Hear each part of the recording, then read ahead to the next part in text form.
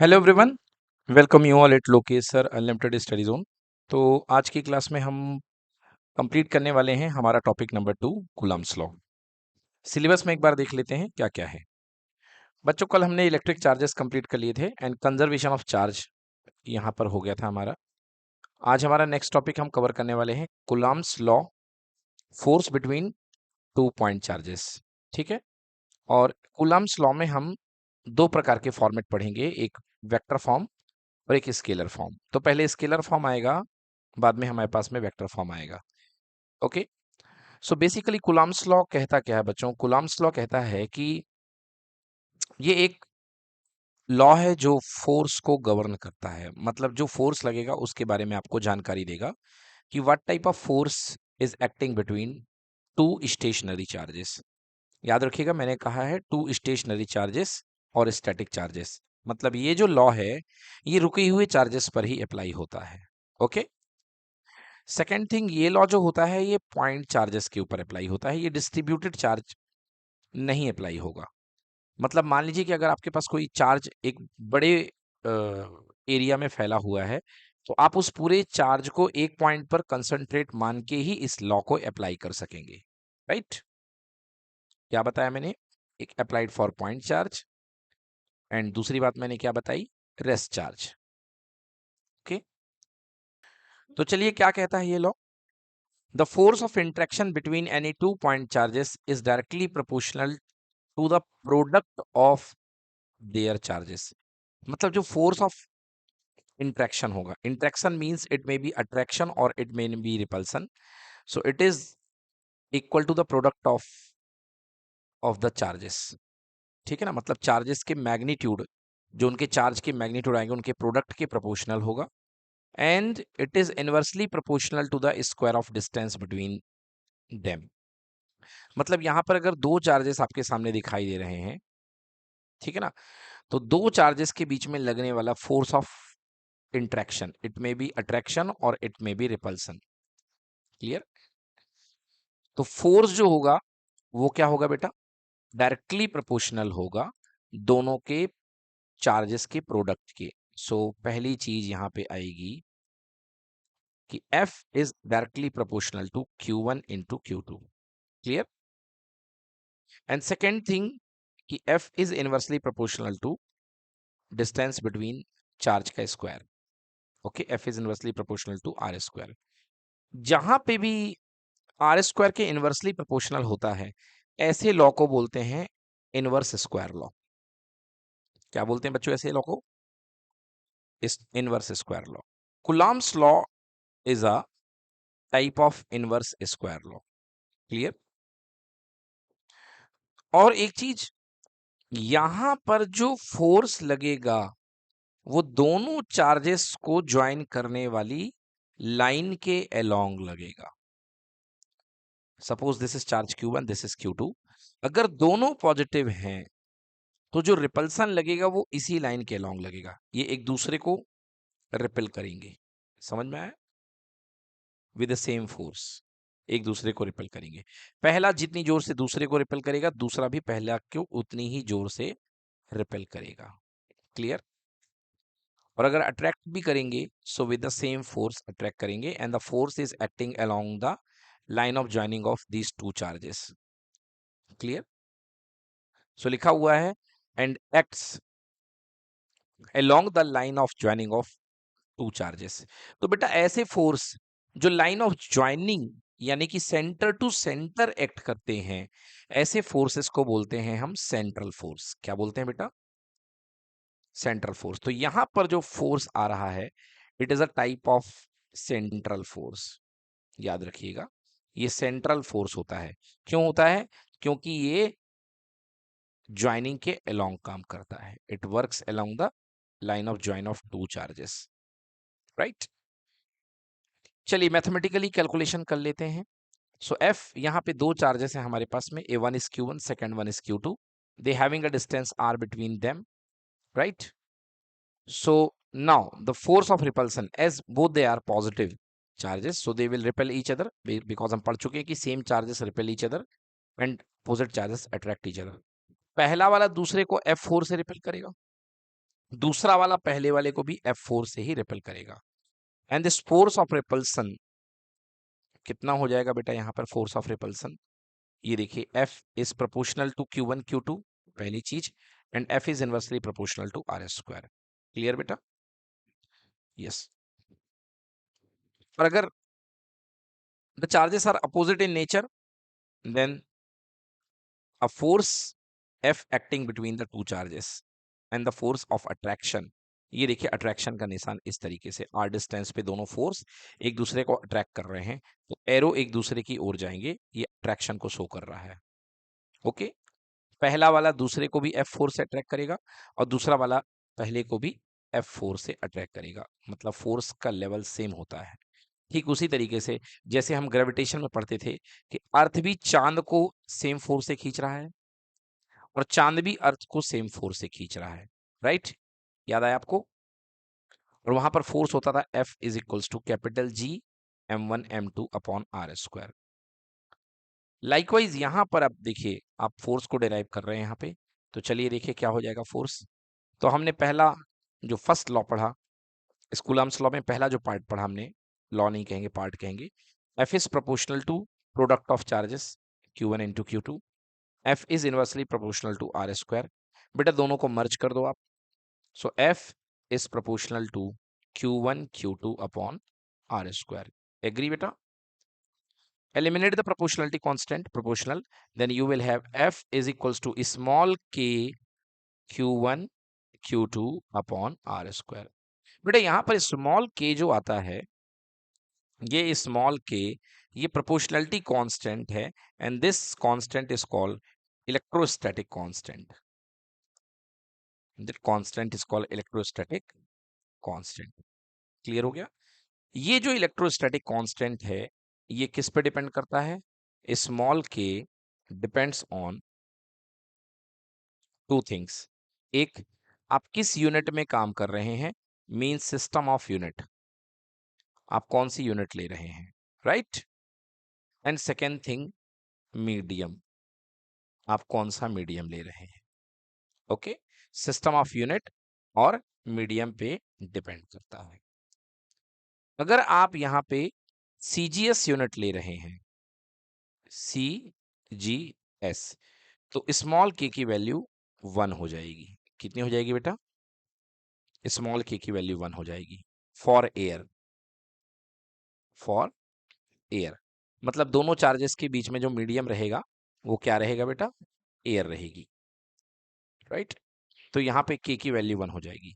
But SI system के लिए जो स्मॉल k की वैल्यू आती है, बेटा ध्यान से नोट करें, स्मॉल k की वैल्यू आती है 1/4 pi epsilon not.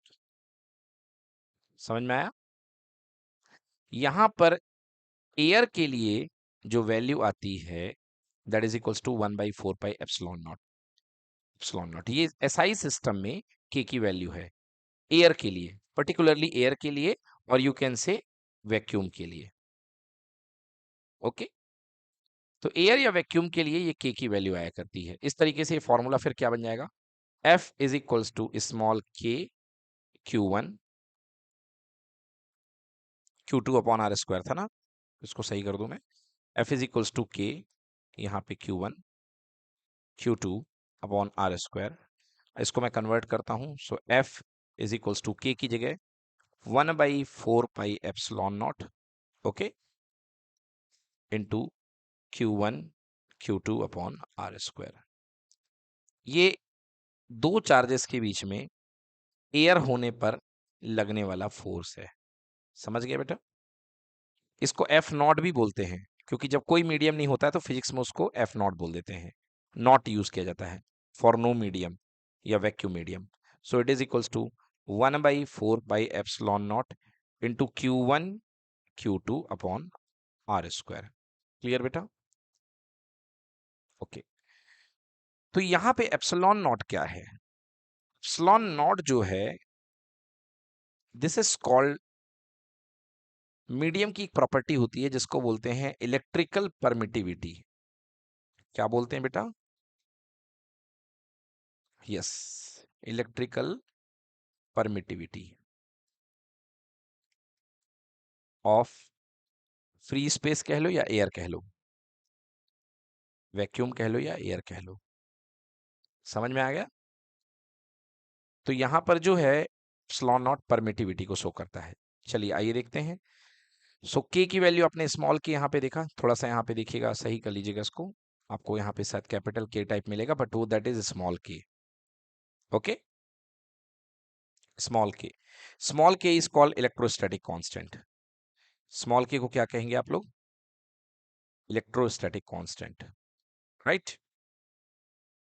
So electrostatic constant K depends on the nature on medium separating the charges and the system of unit. As I told you, CJ system में K की value 1 होती है, capital K की value, sorry small K की value 1, and SI system में small K की value कितनी होती है? 1/4 पाई एप्सिलॉन नॉट। किसके लिए? एयर के लिए, फॉर एयर या वैक्यूम। क्लियर हो गया? तो 1/4 pi epsilon not, 1/4 pi epsilon naught की वैल्यू आप रट लीजिए, याद कर लीजिए। ये कितनी होती है? 9 × 10⁹ न्यूटन मीटर स्क्वायर पर कूलम स्क्वायर, ये इसकी यूनिट हुआ करती है। क्लियर हो गया? 9 × 10⁹ न्यूटन मीटर स्क्वायर पर कूलम स्क्वायर, ये इसकी यूनिट हुआ करती है के की। ठीक है ना? 1/4 पाई एप्सिलॉन नॉट की वैल्यू हुआ करती है, इसको आपको याद करना पड़ेगा। यहाँ पे एप्सिलॉन नॉट क्या होता है? This is called electrical permittivity of the free space, या वैक्यूम या एयर, जो भी कहना हो आप यूज कर लो। बेटा इसकी भी वैल्यू आप लोग याद कर लो, इसकी वैल्यू होती है 8.85 इंटू 10⁻⁻12 कूलम स्क्वायर पर न्यूटन मीटर स्क्वायर, ये वैल्यू लिखी हुई है, देखिए कितनी होती है वैल्यू इसकी? Epsilon naught equal to 8.85 into 10⁻12 coulomb square पर newton metre square, this is the value. तो ये देखा अभी आपने, इस सारे पैरामीटर आपने देख लिए, एप्सिलॉन नॉट की वैल्यू देख ली, 1/4 पे एप्सिलॉन नॉट की वैल्यू देख ली। थोड़ा सा और डिटेल में आपके लिए मैं डिस्कस कर देता हूँ, आइए देखते हैं। आपने जो लॉ पढ़ा, वो क्या पढ़ा आपने? लॉ, आपने लॉ ये पढ़ा, देखिए दो चार्जेस के बीच में लगने वाला फोर्स एयर में एफ नॉट इक्वल्स टू, बेटा एयर के लिए नॉट वर्ड यूज करते हैं, याद रखिएगा, ठीक ना? चाहे आप इसे एफ नॉट लिख दें, चाहे आप इसे एफ एयर लिख दें, क्या आएगा बेटा फॉर्मूले में?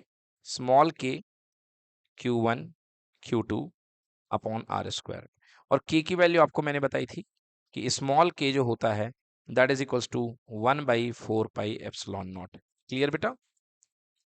तो यहाँ पे 1/4 pi epsilon naught, okay, 1/4 pi epsilon naught and Q1 Q2 upon are square. ठीक है बच्चों, Q1 Q2 upon are square, ये हो गई एफ की वैल्यू, एफ नॉट यानी एफ एयर की वैल्यू। चलिए मैं इंटरेस्टेड हूं कि मैं इस वाले पार्ट की यूनिट निकालूं, 1/4 एप्सिलॉन नॉट की मैं यूनिट निकालना चाहता हूं, ठीक है ना? तो यदि मुझे यूनिट निकालना है तो मुझे क्या करना पड़ेगा? इस वाले पार्ट को मुझे यहाँ रोक लेना पड़ेगा, बाकी चीज को मैं इधर भेज दूंगा, है ना? तो देखिए एफ, एफ की यूनिट क्या होगी? न्यूटन हो जाएगी।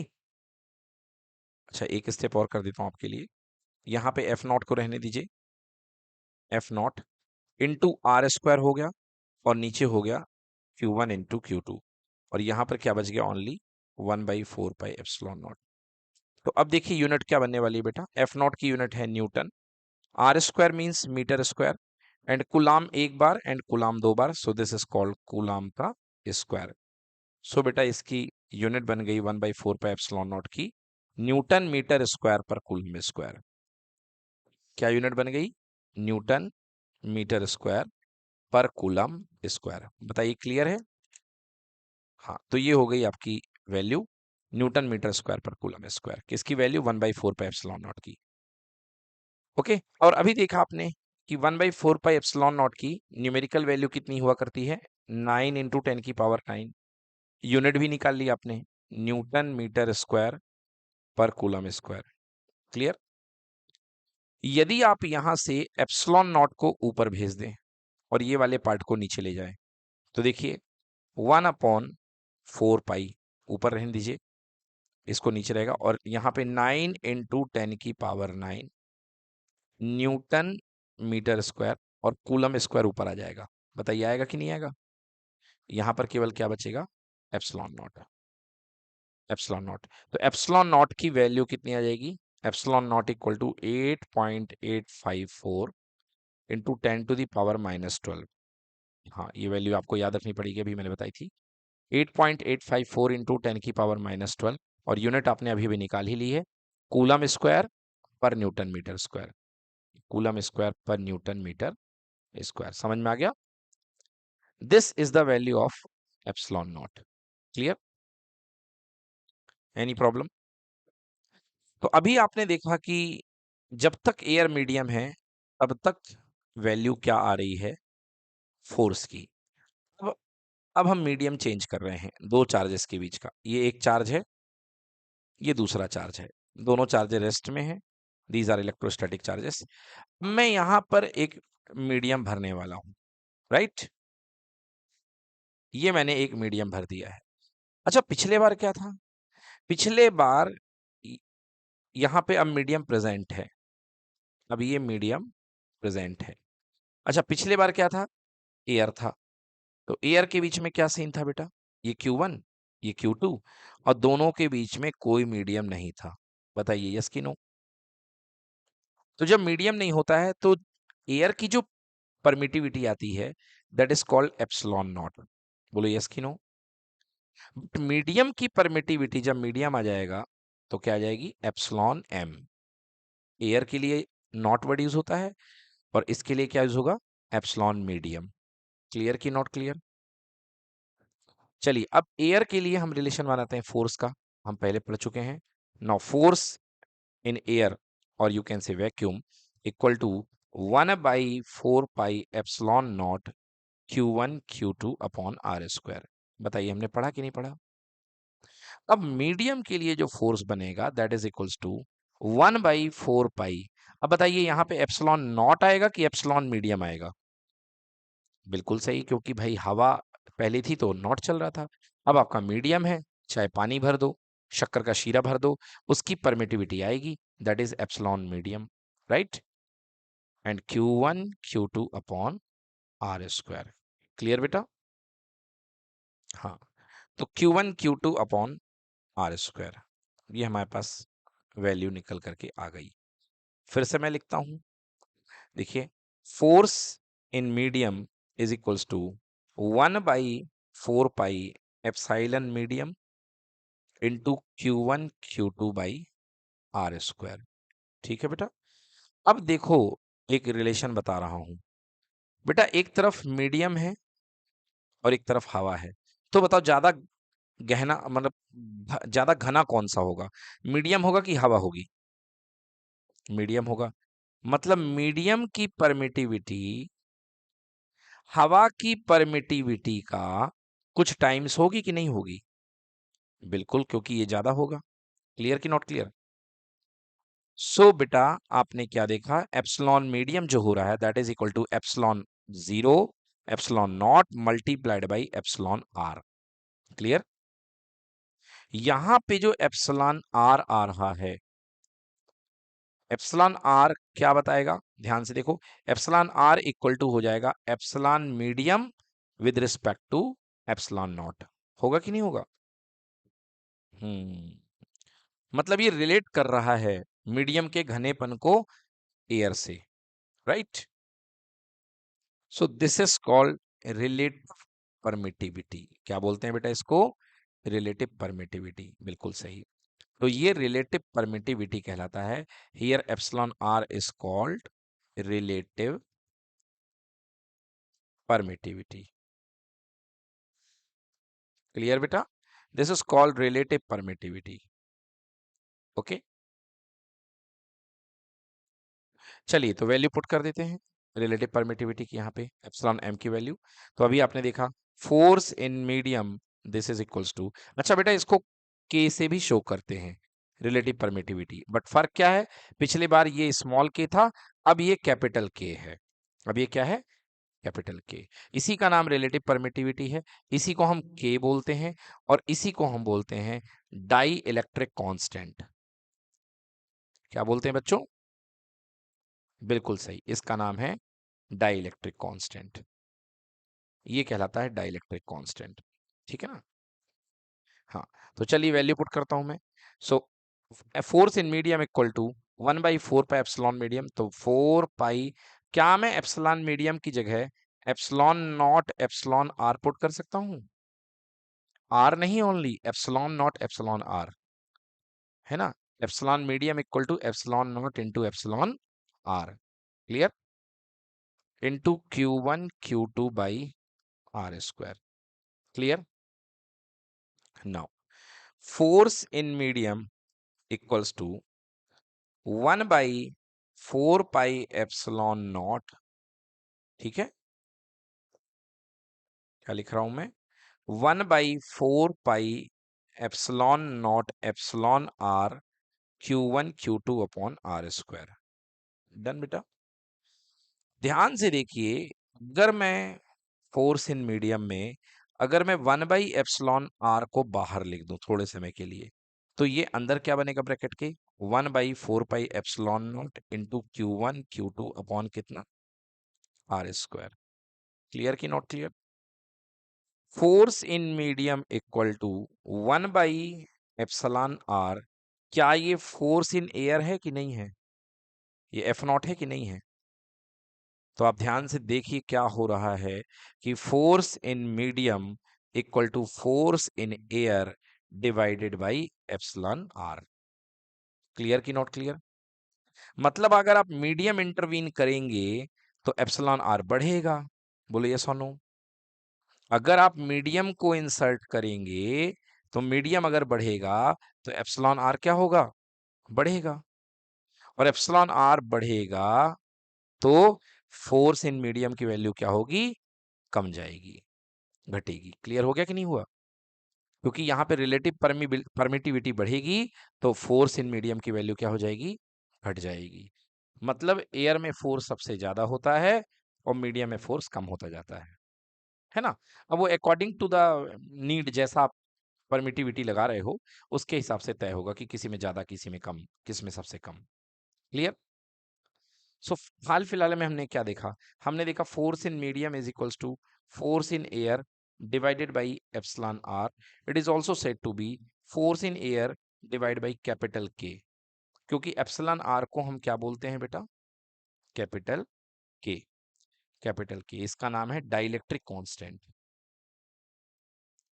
क्लियर? समझ में सब कुछ आ रहा बच्चों को? ठीक है ना। So this is called my dear dielectric constant. Any problem? तो भैया ये डाइलेक्ट्रिक कांस्टेंट कहला गया, बड़ी अच्छी बात है। तो देखो यहां से मैं डाइलेक्ट्रिक कांस्टेंट की वैल्यू भी निकाल सकता हूं। आपने एक चीज देख ली है, मैं बार बार इसको फोकस कर रहा हूं कि force in medium equal to force in air divide by K. मतलब के बढ़ेगा और फोर्स इन मीडियम डिक्रीज होगा, घटेगा, है ना। इनवर्सली प्रोपोर्शनल है, बिल्कुल सही। अब यहां से के की वैल्यू निकाल लीजिए। Again force in medium equals to force in air divide by K. Clear? So K equals to force in air divided by force in medium। बोलिए आया कि नहीं आया? तो नोट करेंगे K की वैल्यू। डाइलेक्ट्रिक कांस्टेंट की डेफिनेशन यहां से बनेगी, it is the electrostatic force acting between two charges when they are kept in air to, है ना, the force between two charges when they are kept in medium. Clear हो गया? ये बन गई डाइलेक्ट्रिक कांस्टेंट की डेफिनेशन, या इसी को आप क्या बोलोगे, एप्सिलॉन आर। ठीक है ना, एप्सिलॉन आर को ही हम के बोलते हैं। Any problem? कोई दिक्कत है क्या? तो अपन ने बहुत सारी चीज देख ली आज। अपन ने क्या क्या देखी, अपन ने देखा epsilon medium equal to epsilon naught into epsilon R. Epsilon medium equal to epsilon naught into, इसी को के बोलते हैं। अगर ऊपर वाले फॉर्मूले से एप्सिलॉन आर निकाला जाए, so that is equals to medium की परमिटिविटी डिवाइड बाई एयर की परमिटिविटी। यहां से यदि के की वैल्यू निकाली जाए तो again it is equals to medium की परमिटिविटी डिवाइड बाई एयर की परमिटिविटी। फिर हमने क्या निकाला, हमने निकाला force in medium is equals to force in air divide by K. Clear? तो यहां से k की वैल्यू क्या आ गई? k की वैल्यू आ गई force in air divide by force in medium. Any problem? तो बच्चों यहां पर सारी वैल्यूज आ चुकी हैं, कोई दिक्कत? हम्म, चलिए, तो ये परमिटिविटी का सारा खेल मैंने आपको समझा दिया है। अभी आगे इसमें थोड़ा सा डिटेल में जाएंगे तो मैं आपको और क्लियर कर दूंगा। अब आता है हमारा भैया वेक्टर फॉर्म, ठीक है ना। कूलम्ब्स लॉ का हमने स्केलर फॉर्म तो देख लिया, अब हम कौन सा फॉर्म देखने वाले हैं? Vector form. कई बार वेक्टर फॉर्म एग्जाम में पूछ लिया जाता है, तो अब हम वेक्टर फॉर्म में देखने वाले हैं कूलम्ब्स लॉ का वेक्टर फॉर्म। तो हेडिंग बनाइए, vector form of Coulomb's law.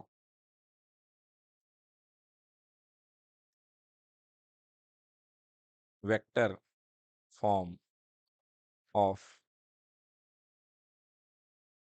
Coulomb's law. Class 11th में जो हमने वेक्टर के कंसेप्ट पढ़े हैं, उस कंसेप्ट से हम आगे बढ़ेंगे। इसको करने के लिए हम जो क्लास 11th में हमने वेक्टर के कंसेप्ट पढ़े हैं, उसके रूल्स को हम यहाँ पे इम्प्लीमेंट करेंगे। आइए देखते हैं। ये आपके पास में एक सिस्टम है, 3 डायमेंशनल सिस्टम कह लो, और यहाँ पर एक चार्ज रखा हुआ है Q1 और यहाँ पर एक चार्ज रखा हुआ है Q2। क्लियर बेटा? और मैं कह रहा हूं कि दोनों ही चार्ज पॉजिटिव हैं, मतलब ये भी प्लस है और ये भी प्लस है। अभी सिचुएशन के लिए मैंने दोनों चार्ज आपके प्लस ले रखे हैं। चलिए, ये 1 है, ये 2 है। तो यहाँ पे दो वेक्टर जनरेट हो सकते हैं बेटा। अगर मैं यहां से यहां तक जाने का वेक्टर लिखूंगा, so that is said to be R12। बोलिए यस और नो। और अगर मैं यहां से यहां जाने वाला वेक्टर मैं लिखूंगा, तो ये वेक्टर मेरे पास कहलाएगा R21। बोलिए यस कि नो। एक 2 से 1 जा रहा है, एक 1 से 2 जा रहा है। क्लियर? अब एक बात देखिए कि जो R12 है और R21 में रिलेशन क्या है? ये एक दूसरे के नेगेटिव वेक्टर हैं। मतलब R12 is the negative of R21। Agree की नॉट एग्री? बट यदि मैग्नीट्यूड वाइज बात की जाए, तो R12 का मैग्नीट्यूड और R21 का मैग्नीट्यूड दोनों ही इक्वल होंगे, चाहे आप ए से लेके बी जाए, चाहे बी से लेके ए जाए। बोलिए यस कि नो। तो मैग्नीट्यूड वाइज यानी लेंथ वाइज तो दोनों इक्वल हैं, बट डायरेक्शन दोनों के अलग अलग हैं। क्लियर कि नॉट क्लियर? चलिए ठीक है, बहुत बढ़िया।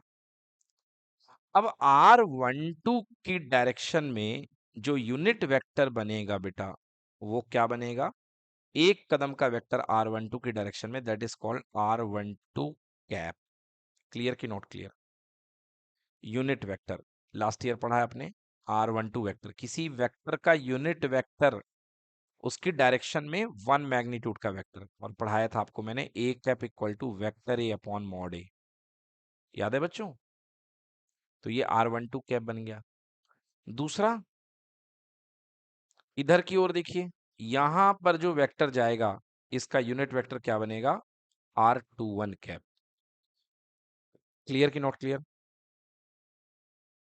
और R12 कैप और R21 कैप में क्या रिलेशन होगा? वो भी एक दूसरे के नेगेटिव ही होंगे, क्योंकि R12 cap left to right जा रहा है और R21 cap right to left जा रहा है। कहिए यस कि नो।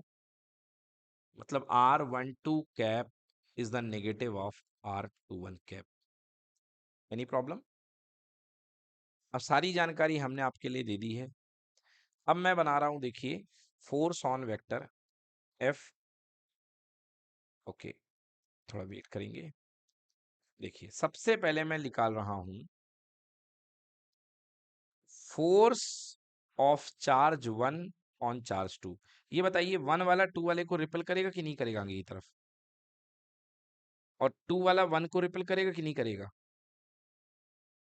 बिल्कुल रिपेल करेगा। बाहर की ओर फेंकेगा, करेगा कि नहीं करेगा? बताइए। दोनों पॉजिटिव हैं, यस और नो।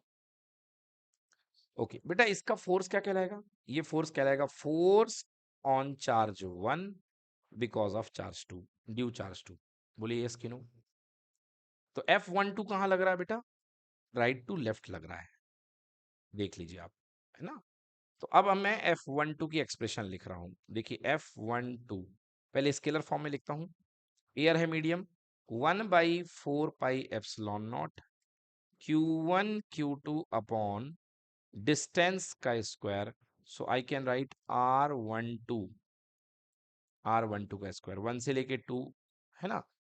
इसका मैग्नीट्यूड है, मतलब इसके वेक्टर के मैग्नीट्यूड का स्क्वायर, क्योंकि मैग्नीट्यूड ही लिखना था। क्लियर है? 1/4πε0 into Q1 Q2 upon are square. अभी तक यहाँ पे कोई भी वेक्टर इन्वॉल्व नहीं है, क्योंकि सब कुछ स्केलर क्वांटिटी है। 1/4πε0 स्केलर है, Q1 Q2 स्केलर है, और ये मैग्नीट्यूड भी स्केलर ही हो जाएगा। तो इसका मैंने क्या कर दिया? स्क्वायर कर दिया। बोलो क्लियर? अब मैं यहाँ पे यदि वेक्टर लगाता हूं, तो मुझे इस पूरे टर्म को एक डायरेक्शन देना पड़ेगा। तो देखिए 1 पर जो लगने वाला फोर्स है, 1 पर लगने वाला फोर्स ड्यू टू 2, उसकी डायरेक्शन कहाँ है? 2 से लेके 1 की 1 से लेके 2? वेरी गुड, 2 से लेके 1। तो हमको यहाँ पे एक ऐसा वेक्टर लगाना है जो इसकी डायरेक्शन दे सके। So I can use here R21 cap. अब आप कहेंगे सर आपने कैप क्यों लगाया? क्योंकि बेटा कैप होता है यूनिट वेक्टर, और यूनिट वेक्टर कभी भी किसी के मैग्नीट्यूड को बदलता नहीं है, इसलिए R21 कैप आ गया। क्लियर कि नॉट क्लियर? सो ये हो गया बेटा इसका vector form R21 cap. Okay, ये हो गया आपका R21 कैप। इसको और ज्यादा आप इसको ओपन करके भी लिख सकते हो यदि आप चाहें तो। आप जानते हैं कि किसी vector, unit vector equal to given vector upon उसका मैग्नीट्यूड। बोलिए यस कि नो? गिवन वेक्टर अपॉन उसका मैग्नीट्यूड। तो आप इसको ओपन कर सकते हैं। So F12 vector is equals to 1/4πε0 Q1 Q2 upon R12 vector है बेटा। एक बात बताओ मेरे को बेटा, कि R12 का मॉड और R21 का मॉड क्या आपस में इक्वल नहीं है? क्योंकि मॉडुलस की बात है, लेंथ की बात है, तो लेंथ तो इक्वल है, वेक्टर अलग अलग है, बट मॉडुलस तो इक्वल है। तो मैं इसके प्लेस में क्या R21 का मॉड का स्क्वायर लिख सकता हूँ? बेशक, क्योंकि R12 लिखो चाहे R21 लिखो, मॉड में बराबर हो जाएगा। क्लियर? और R21 कैप को मैं लिख सकता हूँ R21 vector upon mod of R21। अब ये देखो, 2 पावर ये है और 1 पावर ये है, मतलब टोटल कितनी हो गई? 3 power, right? So F12 vector equals to 1/4πε0 Q1 Q2 upon R21 का होल क्यूब। बोलो यस, मैग्नीट्यूड का होल क्यूब, और यहां पर बन जाएगा R21 वेक्टर। Any problem? तो मेन एक्सप्रेशन तो अपना ये है, जो मैं डब्बे के अंदर आपको बंद करके दे रहा हूं। मेन एक्सप्रेशन अपना ये है ना? बट फिर भी काम चलाने के लिए हम इन सब का भी इस्तेमाल करते हैं। ये है हमारा main expression. Any problem? But इससे ये भी डेवलप हो जाते हैं नीचे वाले। चलिए, अब आपने F12 निकाल लिया।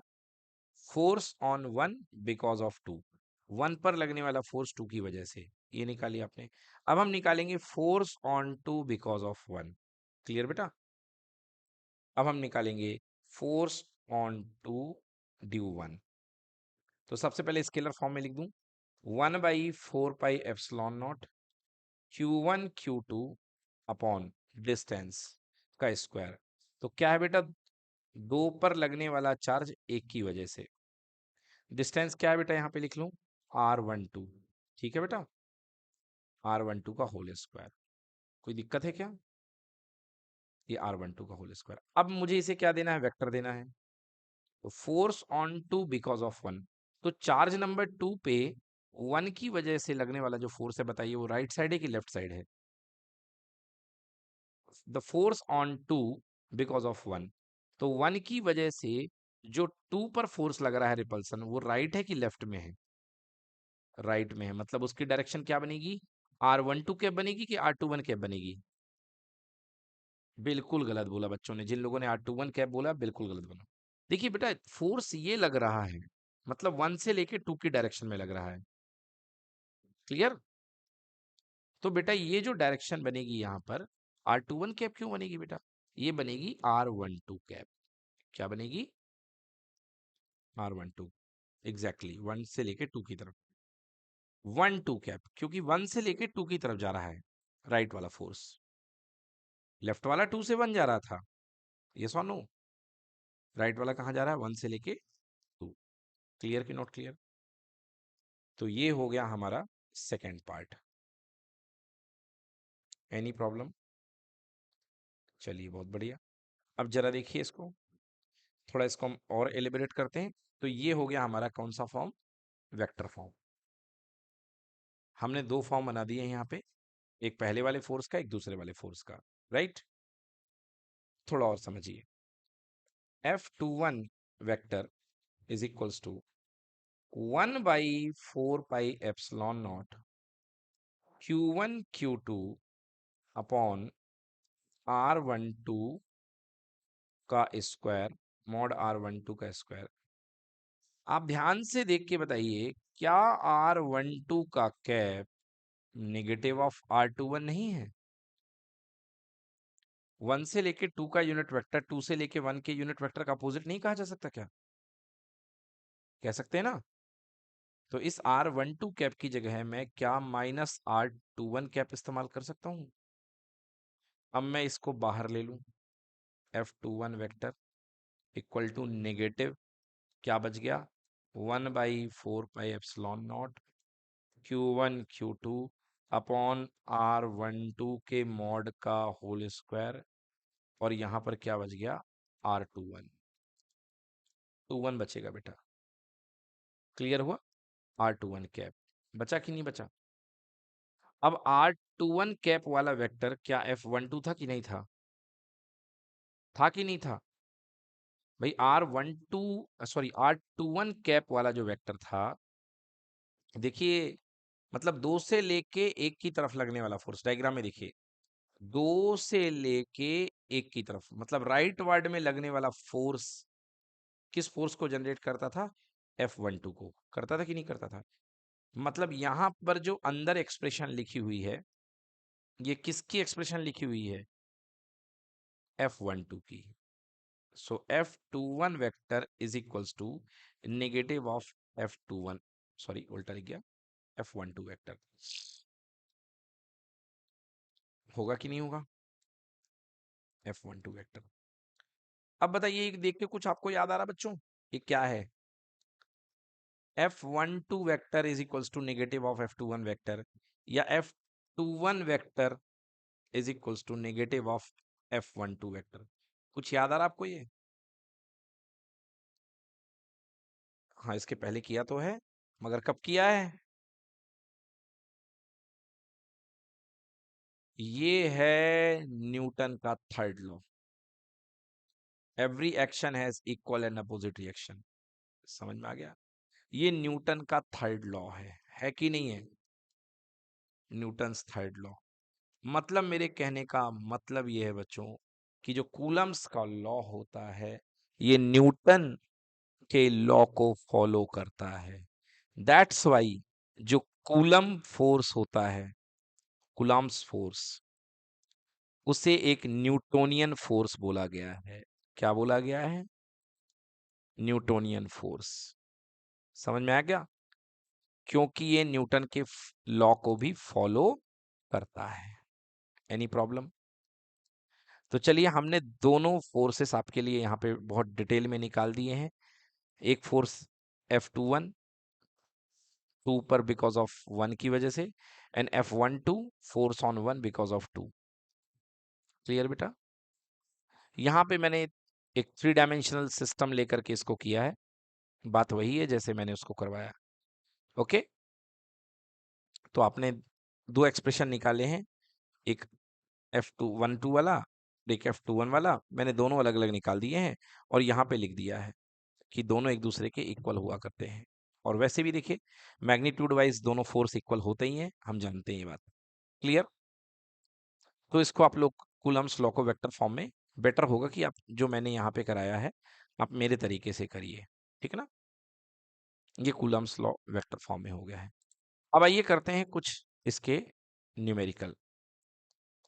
न्यूमेरिकल करने के पहले ये पॉइंट देख लें, if Q1 and Q2 are same sign, अगर दोनों सेम साइन के होंगे तो दोनों का प्रोडक्ट क्या आएगा, पॉजिटिव आएगा, क्योंकि प्लस प्लस का भी प्रोडक्ट प्लस और माइनस माइनस का भी प्रोडक्ट प्लस, ठीक है ना।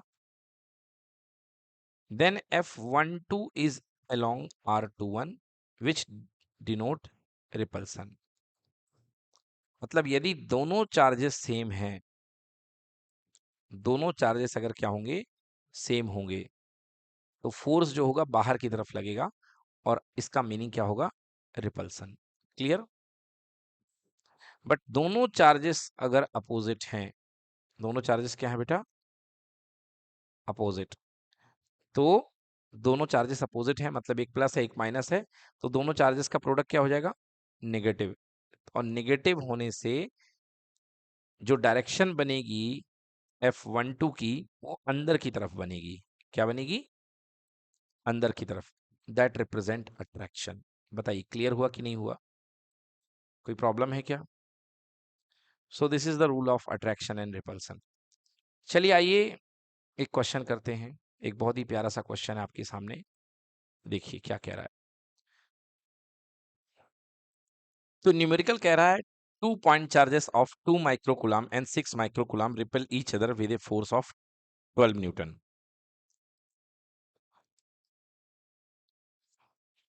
If each is given an additional charge of -4 microcoulomb, what will be the new force। ठीक है, तो क्या सीन था भाई साहब, दो चार्जेस थे, पहला Q1 था 2 माइक्रोकुलम और दूसरा Q2 6 माइक्रोकुलम, और फोर्स कितना लग रहा था, 12 न्यूटन। आपको पता है कि F इज प्रोपोर्शनल टू होता है Q1 इंटू Q2, राइट। आपने डिस्टेंस में तो कोई चेंज किया नहीं है, जो भी चेंज किया आपने फोर्स में ही चेंज, सॉरी चार्जेस में चेंज किया है। तो आप रेशियो के रूल से क्या बना सकते हैं, आप रेशियो के रूल से बना सकते हैं, दूसरा वाला सीन देखो, दूसरा वाला सीन क्या बनेगा, F dash is proportional to नया वाला चार्ज Q1 डैश और नया वाला चार्ज Q2 डैश। बताइए इसकी नो होता है कि नहीं होता है। अब आप जानते हैं कि V प्रोपोर्शनल टू I होने पर आप क्या लिखते हैं, V1/V2 इक्वल टू I1/I2 लिखते हैं ना। ऐसे ही यहाँ पे केवल रिलेशनशिप किस में है, F में है, Q1 Q2 में है, तो आप लिख सकते हैं F dash upon F equal to Q1 dash upon Q1 dash Q2 dash upon Q1 Q2, क्योंकि पुराने वाले पैरामीटर Q1 Q2 है और नए वाले Q1 डैश Q2 डैश है। बोलिए ये स्किनो। चलिए Q1 डैश Q2 डैश निकाल लें। शुरुआत में Q1 के ऊपर कितना चार्ज था, +2 माइक्रोकुलम, और Q2 के ऊपर +6। क्या किया गया, -4 माइक्रोकुलम का एडिशनल चार्ज दोनों को दे दिया गया। तो 2 में आपने -4 ऐड किया, कितना बच गया बेटा, -2 माइक्रोकुलम। एंड 6 में आपने -4 ऐड किया, तो कितना हो गया, 2 माइक्रोकुलम। राइट की रॉन्ग। अब दोनों का लिख दीजिए वैल्यू, दोनों को डिवाइड कर दीजिए। तो F dash Q1 dash Q2 dash मतलब -2 ये वाला और +2, और इधर पुराना वाला चार्ज कितना था, 2 था और 6 था, तो 2 से 2 कैंसिल, आंसर -1/3।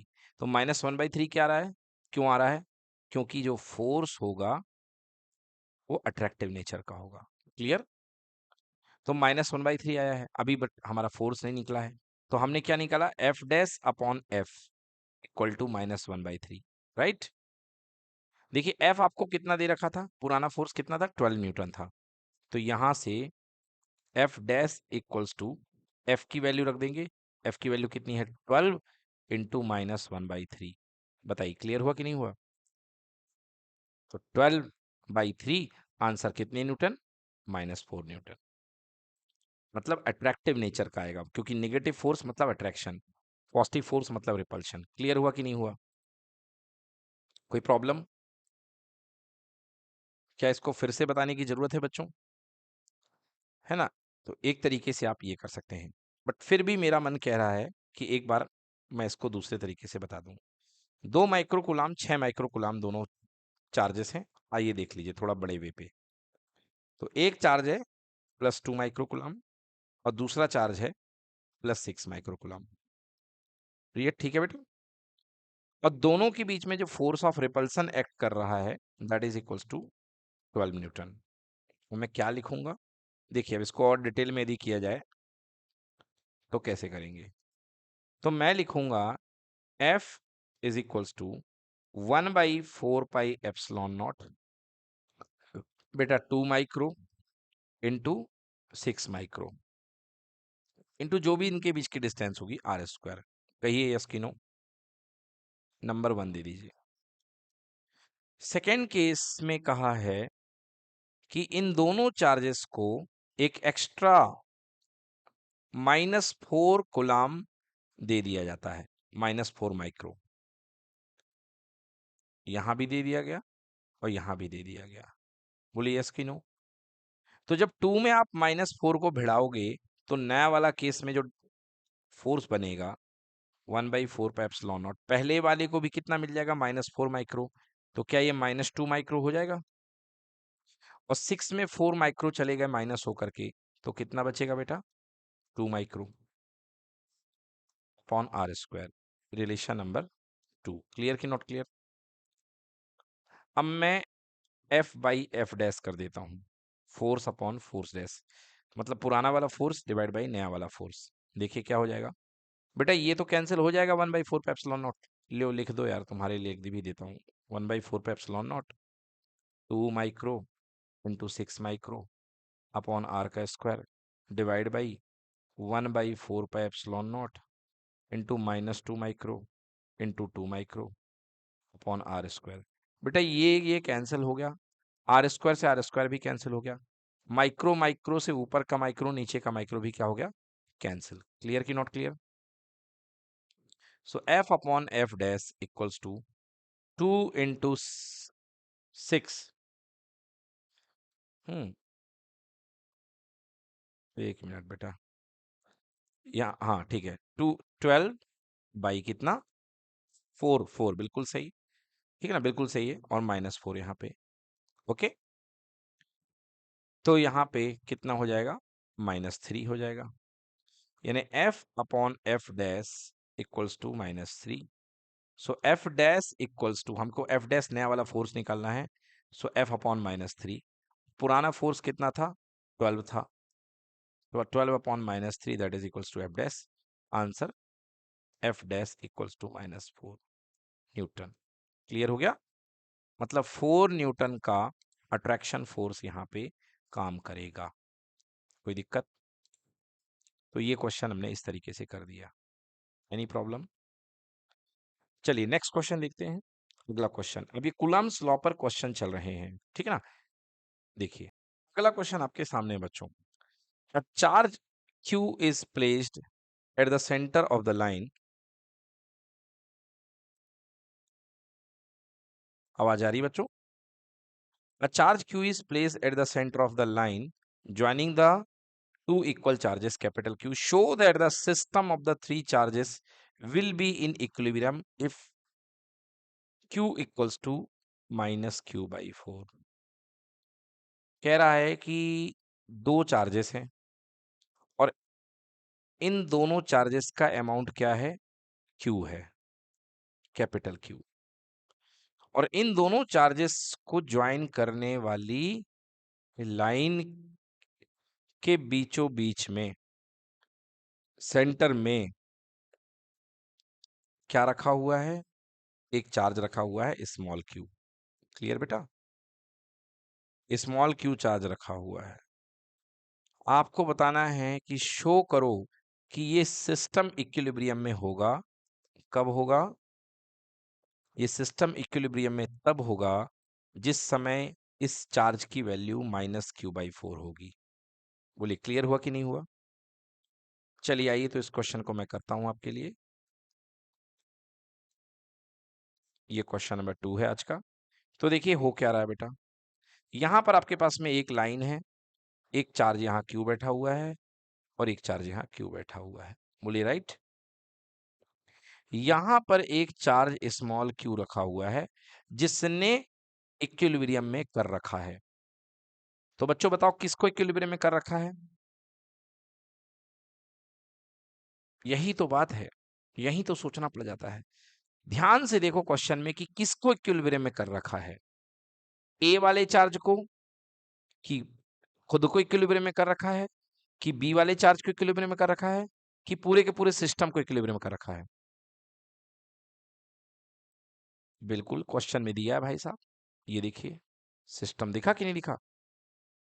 लिखा हुआ है कि इसने सिस्टम को ही इक्विलिब्रियम में कर रखा है। बोलो यस और नो। और सिस्टम का मतलब जब सिस्टम इक्विलिब्रियम में है मतलब पूरे पूरे सिस्टम पर लगने वाला फोर्स जीरो है। इक्विलिब्रियम का मतलब होता है लगने वाला नेट फोर्स क्या हो? जीरो हो, तभी सिस्टम इक्विलिब्रियम में होता है। अच्छा चार्ज रखा कहाँ पे? बीचों बीच में है। मतलब ये डिस्टेंस अगर x है तो ये डिस्टेंस भी कितनी है? x है। बोलिए क्लियर कि नॉट क्लियर? ठीक है, बहुत बढ़िया। अब देखिए, for the system has to be in equilibrium, equilibrium, अगर सिस्टम इक्विलिब्रियम में होगा इसका मतलब force on each charge equal to zero. समझे बेटा? अगर कोई सिस्टम इक्विलिब्रियम में है इसका मतलब उस पर लगने वाले सारे फोर्स क्या होने चाहिए? जीरो। इक्विलिब्रियम का मतलब यही होता है कि किसी प्रकार का फोर्स ना लगे। अब आइए डिस्कशन करते हैं कि यहां पर कौन हमारी मदद कर सकता है। सबसे पहले मैं इस क्यू चार्ज की बात करता हूं। तो देखिए नेचुरली इक्विलिब्रियम में है। अगर यहाँ पे क्यू पॉजिटिव होगा तो ये क्या करेगा बेटा? इस प्लस को रिपेल करेगा। करेगा कि नहीं करेगा बोलो? और ये वाला भी इसको रिपेल करेगा। मतलब ये तो ऑब्वियस इक्विलिब्रियम में तो होएगा ही क्योंकि बीच सेंटर में बैठा हुआ है। बोलिए क्लियर कि नॉट क्लियर? अच्छा नेगेटिव होगा तब भी देख लो। नेगेटिव को मैं ग्रीन कलर से शो कर देता हूं। अगर नेगेटिव होगा तो ये प्लस वाला भी इसको बुलाएगा और ये भी इसको बुलाएगा। मतलब स्मॉल क्यू जो है वो नेचुरली इक्विलिब्रियम में है। बोलो हाँ या ना? मतलब small Q is already in equilibrium. Yes कि नो? In each case. बेटा मेरे हर केस में स्मॉल क्यू इक्विलिब्रियम में है। तो हमको किसके इक्विलिब्रियम की बात करनी है? ये तो इक्विलिब्रियम हो चुका है, ऑलरेडी है। अब हम इसके इक्विलिब्रियम की बात करेंगे। बोलो यस कि नो? कैपिटल क्यू के हम इक्विलिब्रियम की बात करेंगे कि कैपिटल क्यू इक्विलिब्रियम में है तो क्या होगा। ओके, तो देखते हैं। सो इफ ब्लैक पेन आ जाए भाई। So if capital Q is in equilibrium, ध्यान से समझ गए ना? अगर कैपिटल क्यू किस में है? इक्विलिब्रियम में है। तो मैं कैपिटल क्यू की पोजीशन कुछ नाम दे देता हूं। कैपिटल क्यू की पोजीशन को, कैपिटल क्यू की पोजीशन का नाम मैं दे देता हूं कैपिटल ए। क्या नाम देता हूं बेटा? Capital A. तो मैं कहूंगा कि अगर कैपिटल क्यू इक्विलिब्रियम में है मतलब उस पोजीशन ए पर इंप्लाई होने वाला टोटल फोर्स किसके इक्वल होना चाहिए? जीरो के। एग्जर्ट होने वाला टोटल फोर्स कितना होना चाहिए बेटा? Zero, right? हाँ, तो टोटल फोर्स जीरो होना चाहिए। अब देखते हैं, देखो भैया इस पे कौन कौन फोर्स लगा सकता है कैपिटल क्यू पे। ये कैपिटल क्यू बैठा हुआ है, ये स्मॉल क्यू बैठा हुआ है और ये कैपिटल क्यू बैठा हुआ है। बोलो यस की नो? अब ये दोनों का नेचर सेम है, मतलब ये पॉजिटिव है तो ये भी क्या है? पॉजिटिव। तो बेटा ये क्या करेगा? इसको रिपेल करेगा। बोलो हाँ या ना? ठीक है ना? तो एक फोर्स क्या लगाएगा? ये वाला लगाएगा, बी वाला। ये ए पोजीशन है तो एक फोर्स बी वाला लगाएगा। बोले यस की नो? अगर बी वाला एक फोर्स लगा रहा है तो दूसरा फोर्स किसको लगाना पड़ेगा बेटा? इस वाले को लगाना पड़ेगा नहीं लगाना पड़ेगा, है ना? तो इसका मैं नाम क्या ले लूं भाई?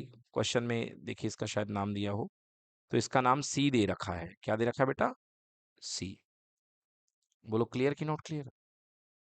तो एफ ए इक्वल टू 0 और इसके अंदर दो फोर्सेस मिल करके रिजल्ट 0 प्रोड्यूस करेंगे, क्योंकि भैया ए पर जो चार्ज बैठा हुआ है कैपिटल क्यू, इस पर दो लोगों का इंटरेक्शन हो रहा है और ए पर दो फोर्सेस इंप्लीमेंट होंगे, एक बी का ए पर और एक सी का ए पर। बोलो यस और नो? मतलब it means force of B on A plus force of C on A should produce a result how much? 0। Clear? चलिए, तो मैं बी का ए पर फोर्स निकालता हूं बेटा। जागते रहे सारे बच्चे, जाग रहे हैं कि नहीं जाग रहे हैं? सोना नहीं है बेटा, जो सोया वो खोया। तो बेटा जी ये x है, ये x है, टोटल डिस्टेंस कितनी हो गई? 2x। और यहां से लेकर के यहां तक की कितनी है? x। ये भी कितनी है? x है कि नहीं है?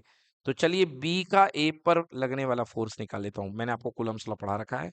बोलिए 1/4πε0 कैपिटल क्यू अपॉन 2x का होल स्क्वायर। बिल्कुल सही। प्लस सी का ए पर लगने वाला force 1/4πε0 capital Q small Q, right, upon X का स्क्वायर। अच्छा क्यों लिख दिया? देखिए भैया आपको फोर्स निकालना है, तो फोर्स की एक्सपेरिमेंट बोल गया, डेरिवेशन क्या होती है? 1/4πε0 Q1 Q2 upon are square. भाई बच्चों ने पूछा कि सर मैंने यहाँ पे स्मॉल क्यों लिख दिया? तो बेटा जो एक्सप्रेशन होती है कूलम्स लॉ की, वो क्या होती है? 1/4πε0 पहला चार्ज दूसरा चार्ज अपॉन डिस्टेंस का स्क्वायर। तो बच्चों यहाँ पे पहला चार्ज क्यू है, दूसरा चार्ज कैपिटल क्यू है, जब तक आप बी के फोर्स की बात कर रहे थे। और जब आप सी के फोर्स की बात कर रहे हैं तो ये चार्ज कैपिटल क्यू है और ये क्या है? Small Q. तो वही तो लेंगे। And this is equals to, this has to be 0। Yes और नो? अरे फर्स्ट वाले में क्यू क्यों लिया है? दोनों क्यू इसलिए लिया है क्योंकि फर्स्ट वाले का चार्ज हम बी की वजह से निकाले हैं, फोर्स बी की वजह से निकाले हैं। तो बी पर बैठा हुआ चार्ज क्या है? Capital Q. और ए पर बैठा हुआ चार्ज क्या है? Capital Q. क्योंकि दोनों सेम चार्ज बैठे हुए हैं ना, देखिए ना, यहाँ भी कैपिटल क्यू है और यहाँ भी कैपिटल क्यू है। तो भाई दो लोग इंटरेक्ट कर रहे हैं ना ए पर, एक बी भी कर रहा है एक सी भी कर रहा है। क्लियर? और अगर इक्विलिब्रियम में कोई चीज है तो नेट फोर्स 0 होना चाहिए, तो हम नेट फोर्स को ही तो 0 दिखा रहे हैं। ठीक है भाई? चलिए, तो हमको स्मॉल क्यू की वैल्यू निकालनी है, इस वाले टर्म को यहाँ रोक लो। तो 1/4πε0 capital Q small q upon are square, sorry r नहीं था एक्स था, इक्वल टू, ये इधर चला जाएगा बेटा तो माइनस हो जाएगा, तो -1/4πε0 क्या हो जाएगा बेटा? कैपिटल क्यू एक बार, कैपिटल क्यू दूसरी बार, अपॉन 2x का होल स्क्वायर। क्या मैं इसको 4x स्क्वायर लिख सकता हूँ? चलिए काटा कुटी, 1/4πε0 से 1/4πε0 कैंसिल, एक क्यू से एक क्यू कैंसिल, एक्स स्क्वायर से एक्स स्क्वायर कैंसिल। देखिए स्मॉल क्यू की वैल्यू क्या -q/4 आ रही है? क्या हमें यही प्रूफ करना था? बिल्कुल हमें यही प्रूफ करना था कि शो करिए कि इक्विलिब्रियम में होने के लिए जो नेट फोर्स होगा, सॉरी जो चार्ज होगा, वो -q/4 होगा। क्लियर? सो देखिए नेट फोर्स यहाँ पर, अच्छा मैंने यहाँ पे ए पे निकाला है अपने सोल्यूशन में, बट यहाँ पे आंसर शीट में किस पे कर दिया? बी पर। तो हाँ, भाई क्यों नहीं, आप उसकी जगह स्मॉल के लिख दो। मैंने स्मॉल के बताया था ना, हाँ वो तो कैंसिल होना ही है, तो बच्चों आप यहाँ पे स्मॉल के लिख सकते हैं। कहने का मतलब अगर आपके पास में फॉर्मूला होता है फोर्स का, F equal to 1/4πε0 Q1 Q2 upon are square, तो यार आप इसकी जगह स्मॉल के रखो ना। मैंने कब मना किया आपको? स्मॉल की रख दो अगर आपको टाइम खराब हो रहा तो। क्लियर? तो बिल्कुल करना वही है। अच्छा यहाँ पर किसको टारगेट किया गया? बी को।